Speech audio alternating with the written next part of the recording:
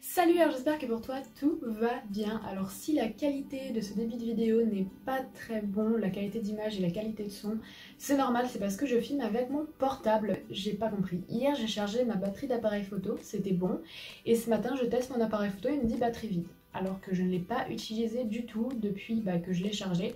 Donc du coup j'ai mis ma batterie d'appareil photo à charger et j'avais pas le temps d'attendre parce que j'ai pas toute la journée, c'était le seul jour où je pouvais filmer, donc je me suis dit tant pis, j'ai mon portable, je filme ce que je pourrai avec mon portable et quand ma batterie sera chargée je filmerai avec mon appareil photo. En espérant que j'ai pas à nouveau un problème, sinon tant pis, ce serait une vidéo entière avec mon portable. Sinon de mon côté tout va bien, ça fait maintenant un peu plus d'un mois que je suis aux États-Unis et justement cette vidéo va être un bilan de mon premier mois aux États-Unis. J'ai plein de choses à dire. Et d'ailleurs en parlant de ça, ça fait aussi un peu plus d'un mois que j'ai pas filmé de vidéo, donc recommencer là après un mois et dans un nouveau décor, je peux dire que ça fait un peu étrange. Mais ça va. Cette vidéo, j'avais aussi lancé une petite FAQ sur Instagram, voilà, si jamais certains d'entre vous avaient des questions par rapport à l'expérience au pair, à ce premier mois et tout ça, donc j'en ai eu quelques-unes qui m'ont servi pour certaines à faire le schéma de cette vidéo. Celle dont je n'ai pas répondu au cours de la vidéo, j'y répondrai à la fin. Donc, juste pour les personnes qui viennent d'arriver sur ma chaîne et qui ne sont pas au courant, donc moi je suis Marie, j'ai 20 ans, bientôt 21, wouhou, l'âge légal aux États-Unis, donc quelques mois. Je suis ici depuis un peu plus d'un mois aux États-Unis en tant que au pair. Et je m'occupe de 3 enfants. Bien, donc il y a un mois, un peu plus d'un mois plutôt, le 8 avril 2019, je suis partie de France pour aller aux États-Unis. Est-ce que le départ a été compliqué ?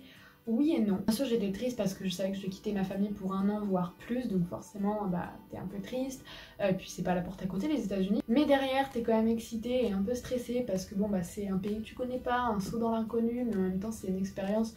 Il y a plein d'émotions qui se mélangent. Puis après, quand t'arrives aux États-Unis, je me souviens, j'ai halluciné parce que j'étais là, je prenais des photos de tout, j'étais en train d'envoyer des messages à toute ma famille en me disant « Ah, j'y suis, regarde, cette maison, c'est comme dans les films et tout ça ». Enfin bref, tu te crois partout où tu vas, tu te crois comme dans les films. La première semaine aux États-Unis, je l'ai passée donc dans la training school parce que je ne l'ai pas dit, mais je suis ici avec la société Cultural Car, qui est une société au pair tout simplement. Cultural Car, avant d'aller chez ta famille, tu fais une formation. Je crois que c'est une formation qui est obligatoire pour tous les au pairs, que tu partes avec n'importe quelle autre société au pair, tu feras formation. Pas forcément dans le même endroit, mais tu fais forcément une formation. Donc tu vas apprendre tout ce qui est en rapport avec les enfants. C'est une semaine que j'ai adorée parce que tu rencontres plein d'autres gens, de plein de nationalités différentes, tu te fais de nouveaux amis, de nouvelles connaissances. Après cette semaine, c'est parti pour le voyage vers ta famille. Donc une fois arrivée dans ma famille, donc moi j'ai eu un accueil de malade, genre ballon pancarte à l'aéroport, et puis après dans la maison ils avaient fait une grande pancarte avec marqué Welcome Marie à l'entrée. Il y avait des dessins partout, il y avait des ballons partout, ils avaient même dressé la table aux couleurs des États-Unis, ils avaient fait un gâteau. Je me souviens dans ma chambre ils avaient mis des ballons, ils avaient mis des dessins encore, ils avaient même fait un rideau avec du bleu, du blanc, du rouge. C'est comme des papiers en crépon là en filament et qui font des rideaux, donc c'était vraiment cool. Pour parler de la famille, donc comme je l'ai dit au début de vidéo, moi j'ai 3 enfants, donc 2 filles et un garçon. Donc la plus grande qui s'appelle Elison qui a 6 ans et ensuite ce sont des faux jumeaux, donc une fille et un garçon, donc la fille qui s'appelle Emilia qui a 4 ans et Easton qui a 4 ans lui aussi vu que ils sont jumeaux. Et ils ont tous les deux bientôt 5 ans en fin mai. Pour les parents, donc eux, ils travaillent tous les deux à la maison. Sauf ma host qui elle travaille un jour par semaine dans un hôpital. Mon host lui il tient une entreprise de logiciels informatiques, du coup il a son bureau à la maison et il travaille principalement à la maison, parfois à l'extérieur mais principalement à la maison. Justement on pourrait se dire mais à quoi je sers vu que mes hosts sont tous les deux à la maison. Comme je l'ai dit, mon host est tout le temps dans son bureau quand il travaille, il ne sort jamais à part peut-être pour aller aux toilettes et pour manger, donc tu le vois juste au moment du lunch pour qu'il se fasse à manger, c'est tout, et après il redescend dans son bureau. Et ma host, comme je l'ai dit, elle travaille un jour par semaine et le reste du temps elle a des projets à faire à la maison sur son ordinateur. Donc du coup elle est là avec moi, mais de temps en temps elle a besoin d'aller dans son bureau ou dans sa chambre pour travailler ses projets. Donc dans ces cas-là, moi je suis là en tant qu'aide et je suis là quand elle a son projet à faire, etc. Moi je suis avec les enfants et je joue avec les enfants, je les occupe, etc. J'avais justement une question sur comment je me sentais dans la famille, est-ce que ça se passait bien, etc. Oui, dans l'ensemble, tout se passe bien avec ma famille, c'est vraiment une chouette famille, je suis très contente d'être tombée sur eux. Les parents sont vraiment géniaux, quand j'ai une question, quand j'ai un souci, quand je veux faire un truc, voilà quoi, je peux leur parler, il n'y a pas de souci, quand j'ai envie de faire quelque chose, je sais pas, j'ai envie de sortir ou quoi que ce soit, enfin bref, ils sont pas contre, ils me disent rarement non. Voilà, quand il y a un problème, bref, ils m'aident avec les enfants et tout, enfin c'est vraiment cool. Les parents, ça va vraiment bien. Les enfants, ça va aussi, ce sont vraiment des petits enfants qui sont géniaux, vraiment mignons, je les aime beaucoup. On pourrait se dire qu'une famille de 3 enfants c'est difficile, oui. Mais j'ai choisi cette famille parce que je me suis dit que c'était des enfants, donc 4 et 6 ans. C'est des âges qui sont assez proches et du coup c'est des enfants qui jouent beaucoup ensemble, donc pour faire des activités, pour jouer à des jeux, etc. Alors c'est bien mais en même temps pas bien parce que du coup ils ont les mêmes idées de jeu et ils ont parfois ils ont les mêmes idées de jeu, ils jouent ensemble et parfois ils jouent même trop ensemble. Du coup des fois c'est un peu compliqué parce que quand ils font une connerie ils le font tous. Donc t'en as 3 à faire la connerie. Donc au niveau des enfants ça va dans l'ensemble. La plus grande c'est ok, hein, voilà, elle m'écoute. Bon, des fois elle teste, mais quand je lui dis je commence à compter 1, 2, 3, oui, parce qu'ici il compte et au bout de 3, comme en France, t'as la conséquence. Et elle, quand je commence à compter genre 1, hop, tout de suite elle arrive. La jumelle, elle, ça va, j'arrive à la gérer aussi. Alors de temps en temps, elle fait des crises et elle pleure facilement et elle crie et tout, mais j'essaye de lui expliquer que non, tu peux expliquer les choses sans crier. Et par contre, le garçon, c'est avec lui que j'ai le plus de mal. Lui je peux arriver à 3 et donner une conséquence et il s'en fout. Voilà. Donc lui c'est avec celui-là que j'ai le plus de mal, mais je pense qu'avec le temps et en montrant que je suis ferme et en montrant que voilà quoi, c'est moi qui commande et si je veux que tu fasses un truc tu le fais, avec le temps je pense que ça peut le faire parce qu'ils m'écoutent de plus en plus. Sinon voilà, dans le gros ensemble, ils m'écoutent assez les 3 et j'arrive à faire des trucs avec eux, des activités, des jeux, etc. Donc c'est cool. Donc ça se passe très bien avec ma famille, ils m'amènent aux activités, quand il y a des festivals, tout ça, ils m'emmènent avec eux. Si je veux pas y aller, ils sont pas contre, voilà, donc c'est cool franchement. On m'a aussi posé une question sur mon planning. Alors il faut savoir que mon planning, j'allais dire un peu compliqué, non il n'est pas si compliqué que ça, mais c'est-à-dire qu'il change toutes les semaines. Comme je l'ai dit, ma host travaille 1 jour par semaine et c'est jamais le même jour. Comme ça, t'es fixé. Ensuite, les enfants ont école 3 jours par semaine et 3 jours par semaine ils n'ont pas école. Donc les enfants ont tous école le lundi et le mercredi. Alors la plus grande elle a école de 8h30, 9h à 4h, 3h30, 4h je crois. Et les jumeaux, ils ont école juste le matin de 8h à 11h. Donc c'est génial parce que tu te retrouves à faire des allers-retours en voiture. Moi donc pendant ce mois-ci, je pouvais pas conduire parce que j'avais pas mon permis et du coup je pouvais pas conduire, donc du coup je restais beaucoup à la maison avec les enfants, etc. Donc du coup tout ce qui est emmener les enfants à l'école et tout ça rentrait pas dans mon planning. Et en plus de ça, il faut savoir que j'ai eu des problèmes de déménagement avec ma famille, de maison, etc. Parce que j'ai passé les 2 premières semaines dans la maison de la mère de mon host parce que ma famille, enfin les parents ont voulu faire des constructions dans la maison, des travaux et se sont rendus compte qu'il y avait de la moisissure. Donc il n'était pas possible bien sûr, c'était pas bon de dormir dans la maison quand t'as ce genre de choses, quand ils font quand ils retirent la moisissure, etc. Donc du coup ils ont déménagé dans la maison de la mère de mon host. Donc moi je suis arrivée juste à ce moment là et j'ai passé mes 2 premières semaines dans cette maison là. Donc les 2 premières semaines quand j'étais avec chez la mère de mon host, j'ai beaucoup suivi ma host. Donc du coup c'était un peu mouvementé ce premier mois entre la voiture que je n'avais pas, entre des déménagements, etc. Bref. Mais je peux donner quand même un exemple de mon planning de cette semaine. Donc il faut savoir qu'avec Cultural Car, ils donnent il donne donc un semonier, désolé c'est pas très propre mais bref, il donne un semonier comme ça, donc voilà, ça c'est un vide, donc avec tous les jours et les horaires et tout. Et du coup pour donner un exemple de cette semaine, donc moi par exemple, bon, lundi dernier j'avais mon test de conduite que j'ai passé, du coup maintenant j'ai le permis, donc je pense que mon planning va changer quand j'aurai ma carte permis. Donc du coup j'avais toute la matinée je l'avais toute libre, enfin j'ai quand même commencé à 7h45 pour aller au permis. Donc j'avais boulot, mon heure de travail était à 1h jusqu'à 22h parce que le soir ils avaient un meeting ou quelque chose comme ça. Après donc mardi j'ai commencé à 8h parce que le mardi c'est le homeschool et du coup le homeschool personne ne va à l'école le mardi et donc la grande avec ma host font le homeschool et moi du coup j'ai les jumeaux avec moi. Voilà, je fais des activités avec les jumeaux le mardi et j'ai travaillé donc de 8h à 18h. Le mercredi, donc là c'est encore une fois tout le monde va à l'école comme le lundi, j'ai oublié de le dire. Donc j'ai commencé à 11h30 parce que les jumeaux finissaient l'école à 11h30. Enfin ils sont rentrés à 11h30 donc j'avais les jumeaux à partir de là jusqu'à 19h. Le jeudi, donc là pareil. J'ai commencé à 1h et j'ai fini à 19h. Le vendredi, donc c'est aujourd'hui, je commence donc à 1h. Non, quoique je commence un peu plus tôt, à 10h, 12h50, enfin bref, c'est pareil. Quand je commence à 1h et je finis à 22h30 parce que ce soir mes hosts ont un mariage. Voilà, c'est un peu mon planning. Ce qui ne change rarement, le mardi, je commence souvent à 8h parce que il y a le homeschool, etc. Et le vendredi, souvent c'est pareil, je commence à midi, 1h parce que elle fait le homeschool avec la grande. Du coup, moi j'ai rien à faire. Donc moi je travaille principalement l'après-midi. Donc ça c'est vraiment le mardi et le vendredi, c'est les 2 jours qui changent pas trop. Mais bon, faut se dire que là c'est bientôt la fin de l'école, donc après j'aurai les gosses toute la journée, donc ça va peut-être changer. Voilà pour mon planning, mais bon mon planning est vraiment, il change toutes les semaines parce que en plus de ça mes hosts ont parfois des meetings, parfois des repas avec des amis, etc. J'avais une autre question donc qui était sur l'anglais, donc est-ce que l'accent américain est plus compliqué que l'accent british, est différent plutôt, c'était ça la question il me semble. Désolée parce que les questions sur mon portable et je suis avec mon portable donc il faut que je me rappelle de tout.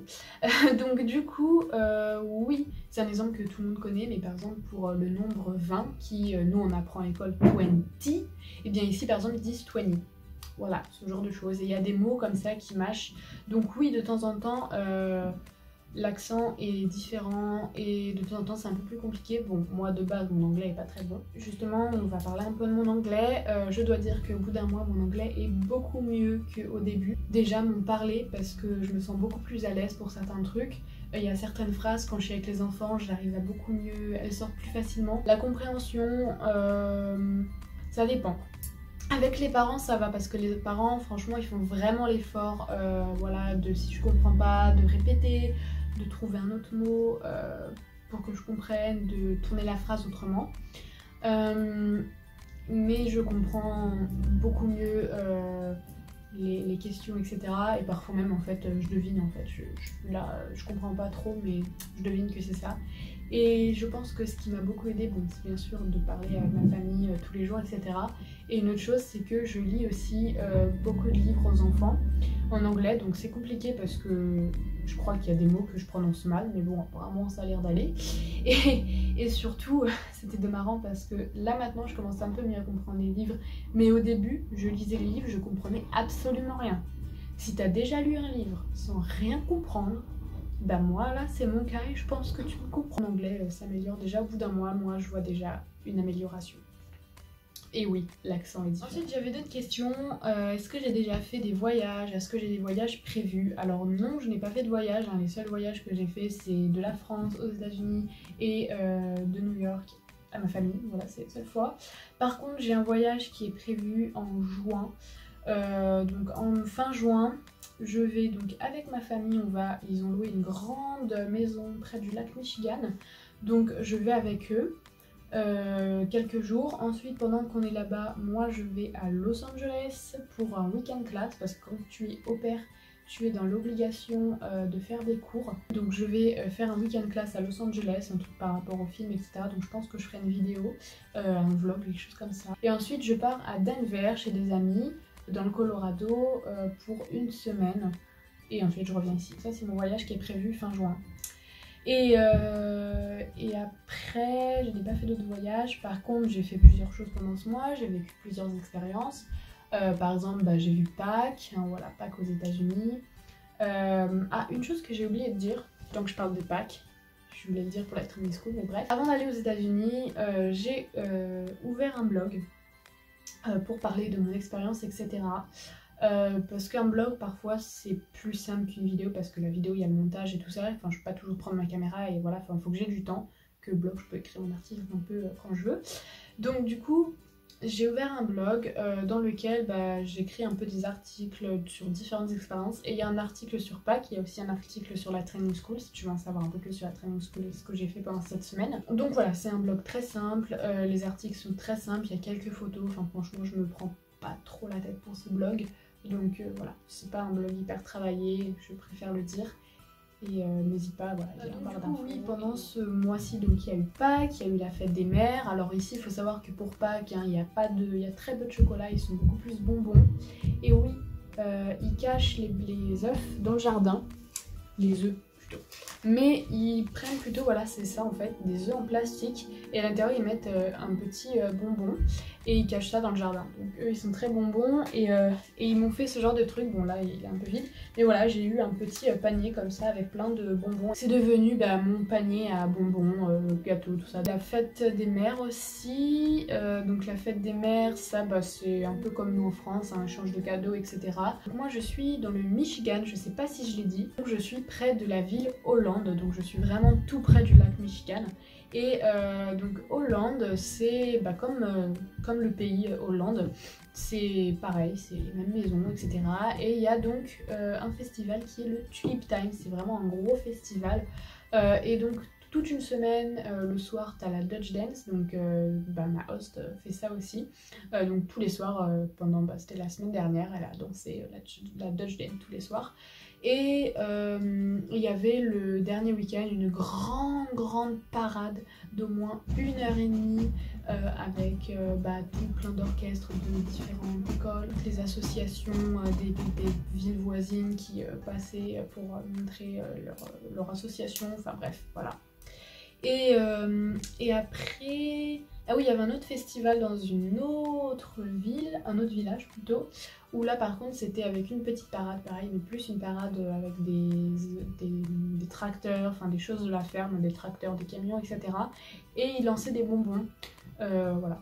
Donc tout simplement j'ai eu quelques bonbons pour ce festival, et c'est le festival d'An de Lyon. Voilà ce qui s'est passé dans ce mois. Du coup c'est tout et je pense que maintenant on va passer aux questions qu'il y a eu au niveau de cette FAQ. Alors je pense que la qualité de son, d'image, etc. a peut-être un peu changé, c'est peut-être meilleur. Tout simplement parce que je suis passée sur mon appareil photo parce que la batterie de mon appareil n'était pas chargée. Mais j'ai besoin, pas complètement en tout cas, mais j'ai besoin de mon portable pour répondre à la FAQ parce qu'il y a les questions dessus et je ne le connais pas par cœur, donc voilà, je me suis dit tant pis, faut juste espérer que la batterie tienne le temps de la petite FAQ. Alors, pourquoi tu as choisi Cultural Car et pas Opercar? Qu'est-ce qui t'a décidé? Rien du tout en fait. Enfin si, ce qui m'a décidé c'est la réunion d'information. Mais surtout, tout simplement, je suis allée sur internet, j'ai tapé être au pair aux États-Unis. Le premier site sur lequel, enfin la première société sur laquelle je suis tombée, c'est Cultural Car. Je me suis inscrite, enfin j'ai lu un peu, je me suis inscrite, je suis allée à la réunion d'information, je me suis dit ouais c'est cool, ils m'ont convaincu à la réunion, etc. Allez hop, je fais mon dossier, j'ai trouvé ma famille et voilà. J'ai pas vraiment cherché sur d'autres sites, donc du coup je n'ai pas vu Opercar, j'ai pas vu d'autres sites. Voilà, ça m'a décidé, je me suis décidée un peu au hasard. Alors les deux plus grands changements que j'ai trouvés dès le début, c'est la bouffe et les horaires. Tout d'abord les horaires parce que, les horaires de manger principalement, parce que moi, ma famille, bref, ils mangent, le déjeuner et le midi c'est pareil, c'est voilà, vers 8h, midi c'est pareil. Par contre, le soir, notre dîner il est à 5h. Voilà, oui. Bon, toutes les familles ne mangent pas à 5h, mais souvent les familles mangent entre 5h et 6h30. au début je pensais que c'était juste ma famille qui mangeait à 5h, mais apparemment non, c'est normal. Les Américains mangent tous super tôt, entre 5h, 5h30, 6h, 6h30. J'ai vu que c'était pour tout le monde pareil parce que la première semaine où j'y étais, on a fait un repas dans une église, on est parti à 5h de la maison. Quand ma famille, la première fois qu'ils sont partis à un dîner quand j'étais là, qui m'ont laissé seule le soir avec les enfants, ils sont partis à 5h de la maison. Du coup j'étais là, ok c'est normal. Et le deuxième changement c'est vraiment la bouffe, parce que la bouffe, Ils mangent pas comme nous. Déjà on peut parler du lunch, genre le lunch, ils ne cuisinent pas le lunch le midi, c'est pas de la cuisine, ils mangent du vite fait, c'est-à-dire ils se font un sandwich, ils se prennent une soupe toute faite, ils se prennent les restes de la veille, mais jamais de cuisine au lunch, jamais, j'ai jamais vu cuisiner.